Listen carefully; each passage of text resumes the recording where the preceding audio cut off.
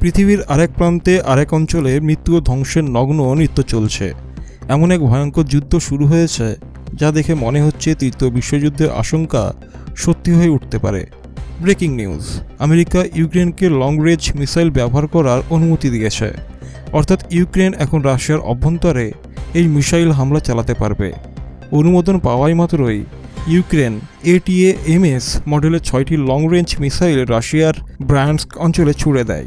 এই 6টি মিসাইলের মধ্যে মাত্র 2টি রাশিয়া প্রতিহত করতে সক্ষম হয়, কিন্তু বাকি মিসাইলগুলো রাশিয়ার অভ্যন্তরে প্রায় 110 কিলোমিটার গভীরে আঘাত হানে এবং ব্যাপক ধ্বংস সাধন করে। এদিকে আমেরিকার অনুমোদনের পর ব্রিটেনও একই পথে হাঁটছে।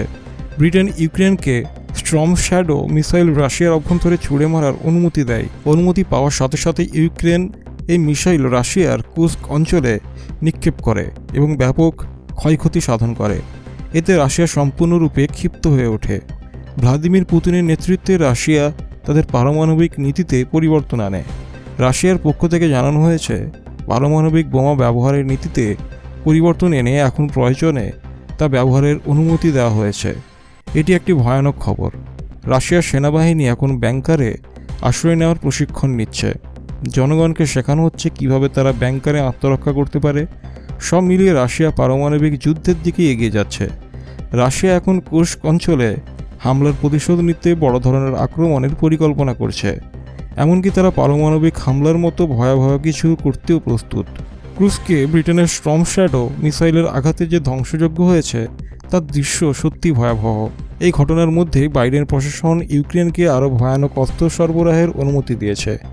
এমন একটি মাইন যা আগে ইউক্রেনকে দেওয়া হয়নি, এখন তা ব্যবহারের অনুমোদন দেওয়া হয়েছে। আমেরিকা ইউক্রেনকে এ পর্যন্ত $4.6 বিলিয়ন অস্ত্র এবং অর্থ সহায়তা দিয়েছে। এর বিনিময়ে ইউক্রেনকে সেই অর্থ ফেরত দিতে হবে না বলে জানিয়ে দেওয়া হয়েছে। এর পাশাপাশি $100 মিলিয়ন নতুন অস্ত্র অনুমোদন করেছে বাইডেন প্রশাসন। এদিকে রাশিয়া তাদের RS-26 ইন্টারকন্টিনেন্টাল ব্যালিস্টিক মিসাইল দিয়ে প্রথমবারের মতো আক্রমণ চালানোর প্রস্তুতি নিচ্ছে। একই সময় শোনা যাচ্ছে ডোনাল্ড ট্রাম্প পুতিনের সঙ্গে আলোচনা করতে পারেন এবং এই যুদ্ধ থামানোর উদ্যোগ দিতে পারেন। ট্রাম্প পুতিনের প্রতি তুলনামূলকভাবে সহানুভূতিশীল বলে মনে করা হচ্ছে। অন্যদিকে ইউক্রেনের সেনারা রাশিয়ার ক্রুজ মিসাইল প্রতিহত করেছে এবং রাশিয়ার একটি UAV ড্রোন ধ্বংস করেছে। এভাবে রাশিয়া ইউক্রেন যুদ্ধ 1001 দিনে পা দিয়েছে। যুদ্ধের ভয়াবহতা প্রতিদিন বেড়েই চলেছে এবং এর পরিণাম বিশ্ববাসীর জন্য আরও বিপজ্জনক হতে পারে।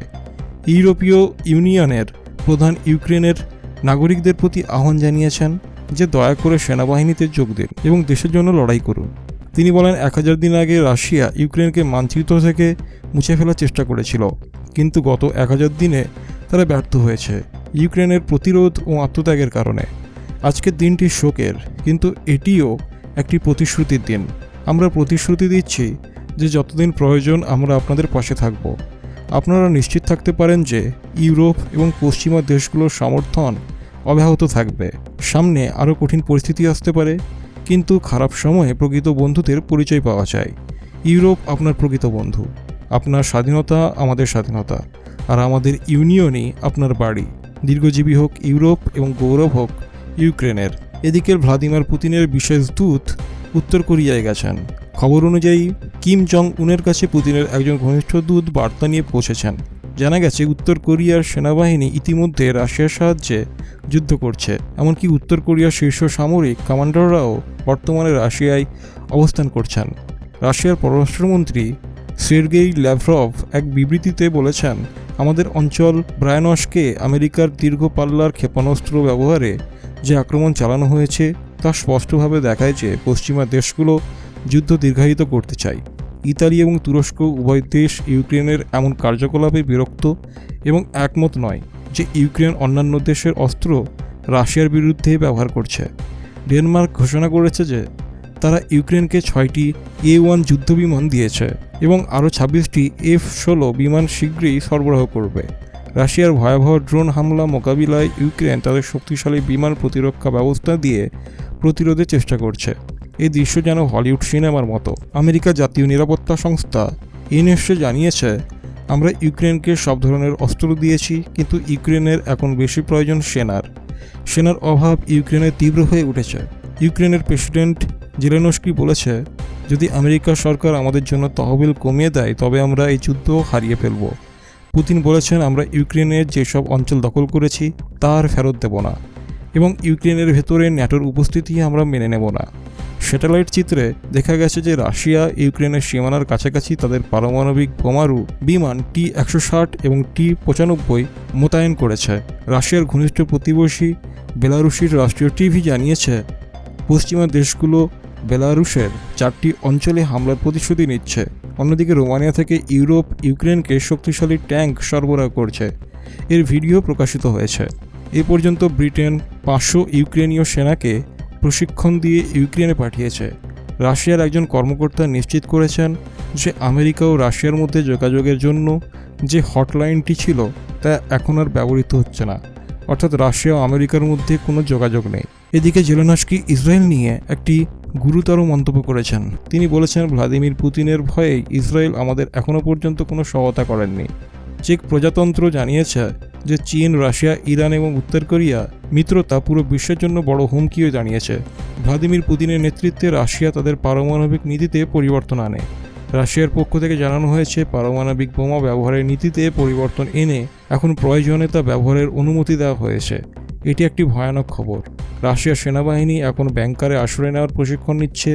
জনগণকেও শেখানো হচ্ছে কীভাবে তারা ব্যাংকারে আত্মরক্ষা করতে পারে। সব মিলিয়ে রাশিয়া পারমাণবিক যুদ্ধের দিকে এগিয়ে যাচ্ছে। রাশিয়া এখন কুর্স্ক অঞ্চলে হামলার প্রতিশোধ নিতে বড় ধরনের আক্রমণের পরিকল্পনা করছে।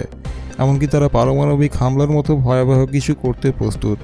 কুর্স্কে ব্রিটেনের স্টর্ম শ্যাডো মিসাইলের আঘাতে যে ধ্বংসযজ্ঞ হয়েছে তার দৃশ্য সত্যি ভয়াবহ। এই ঘটনার মধ্যে বাইডেন প্রশাসন ইউক্রেনকে আরও ভয়ানক অস্ত্র সরবরাহের অনুমতি দিয়েছে। এমন একটি মাইন যা আগে ইউক্রেনকে দেওয়া হয়নি, এখন তা ব্যবহারের অনুমোদন দেওয়া হয়েছে। আমেরিকা ইউক্রেনকে এ পর্যন্ত $4.6 বিলিয়ন অস্ত্র ও অর্থ সহায়তা দিয়েছে। এর বিনিময়ে ইউক্রেনকে সেই অর্থ ফেরত দিতে হবে না বলে জানিয়ে দেওয়া হয়েছে। এর পাশাপাশি $100 মিলিয়ন নতুন অস্ত্র অনুমোদন করেছে বাইডেন প্রশাসন। এদিকে রাশিয়া তাদের RS-26 ইন্টারকন্টিনেন্টাল ব্যালিস্টিক মিসাইল দিয়ে প্রথমবারের মতো আক্রমণ চালানোর প্রস্তুতি নিচ্ছে। একই সময় শোনা যাচ্ছে ডোনাল্ড ট্রাম্প পুতিনের সঙ্গে আলোচনা করতে পারেন এবং এই যুদ্ধ থামানোর উদ্যোগ নিতে পারেন। ট্রাম্প পুতিনের প্রতি তুলনামূলকভাবে সহানুভূতিশীল বলে মনে করা হচ্ছে। অন্যদিকে ইউক্রেনের সেনারা রাশিয়ার ক্রুজ মিসাইল প্রতিহত করেছে এবং রাশিয়ার একটি UAV ড্রোন ধ্বংস করেছে। এইভাবে রাশিয়া ইউক্রেন যুদ্ধ 1001 দিনে পা দিয়েছে। যুদ্ধের ভয়াবহতা প্রতিদিন বেড়ে চলছে এবং এর পরিণাম বিশ্ববাসীর জন্য আরও বিপজ্জনক হতে পারে। ইউরোপীয় ইউনিয়নের প্রধান ইউক্রেনের নাগরিকদের প্রতি আহ্বান জানিয়েছেন যে দয়া করে সেনাবাহিনীতে যোগ দিন এবং দেশের জন্য লড়াই করুন। তো বন্ধুরা, এই ছিল আজকের ভিডিওটি ভালো লাগলে অবশ্যই একটি লাইক করবেন, চ্যানেলটি সাবস্ক্রাইব করবেন এবং আরও আন্তর্জাতিক খবর পেতে আমাদের চ্যানেলটিকে সাবস্ক্রাইব করে বেল আইকন প্রেস করবেন। তো চলুন, দেখা হবে পরের ভিডিওতে।